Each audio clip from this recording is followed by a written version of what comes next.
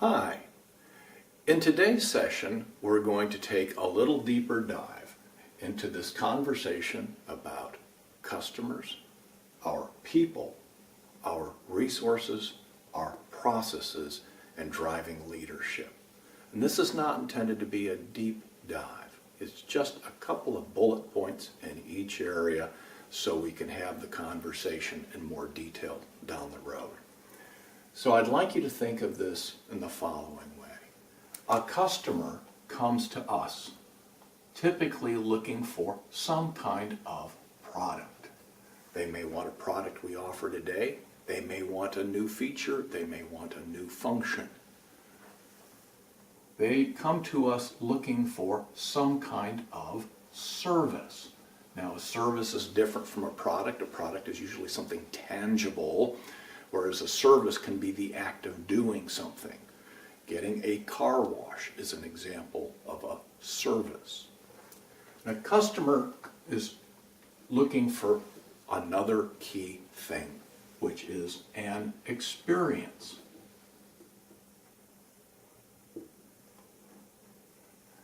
The product and the service alone are not enough, but we have expectations of what we want to experience, how we want to be treated, how we want to feel.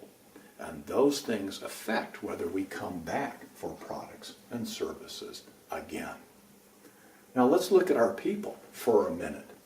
Our people and the systems behind them, in some cases, provide those products, services, and experience. And for that to happen, we have to ensure that our people have the appropriate training to deliver what's expected today, that they are equipped to transition to the demands of tomorrow. And especially critical is people need time to innovate and explore. And so I'm going to put down innovation right here. So if a customer is going to have the kinds of products and services and experiences they want, my people have to be equipped to provide them. Now, in the course of doing all of this, we do care about our resources, and those might be financial, and you'll remember we talked about cost management, but they might be other assets. It can be property, it can be hardware, it can be lots of things. So let's just call those tangibles for the moment. But we know if any of these things are going to happen effectively, we have to have appropriate, repeatable, standard processes. And if we have those, we're going to care about terms, and I'll come back to these later. A certain capability. And that basically means if I take my best people and I want to deliver a product or service, and we're very focused, what's the very best job I can do of delivering that? Once I know what my capability is, I care about capacity. And capacity is essentially the question, or the answer to the question of how many customers can I serve at one time? Can I do 2 car washes in parallel, or can I do only one? And what can I do in terms of capacity without harming my capability? And the other thing I want to focus on here is a term we'll call velocity, which is simply how frequently can I do that, or how quickly can I turn the wheel? So that leaves leadership. What's the key question here? Maybe you've encountered this in your situation where sometimes an organization seems to focus just on the customer and becomes very reactive, going from customer request to customer request. Or perhaps there's a sudden focus of we're going to be people focused this quarter, this year. Or perhaps there have been challenges in the market and the entire focus seems to be on revenue or net expenses or some other financial measure.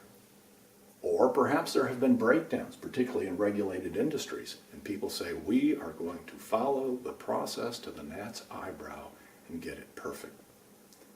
Well, what's the challenge? You can't move from area to area arbitrarily. You have to have consistent leadership. And for the moment, I'm going to use the following areas. What you value. Expressing it consistently is the most important trait of leadership. What are your performance goals?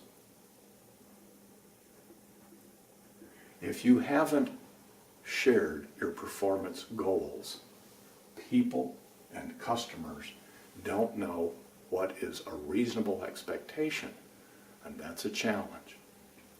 And governance systems.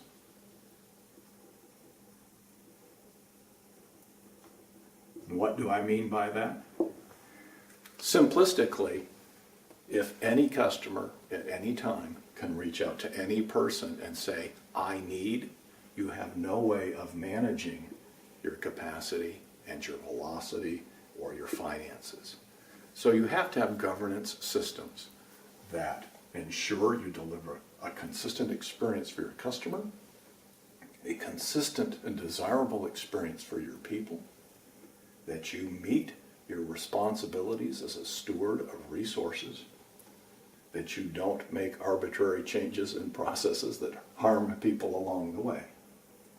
So that's a key part of leadership. So circling back, the question that I ask myself is, did I make a difference today? Who was my customer? How do I know that I made a difference? Who are my people? What do they need? How did I make a difference? What am I a steward of? How do I know that I was thoughtful and deliberate in the use of my resources? What are the processes that work? What are the ones that don't work? How shall we improve them to contribute effectively in all these domains?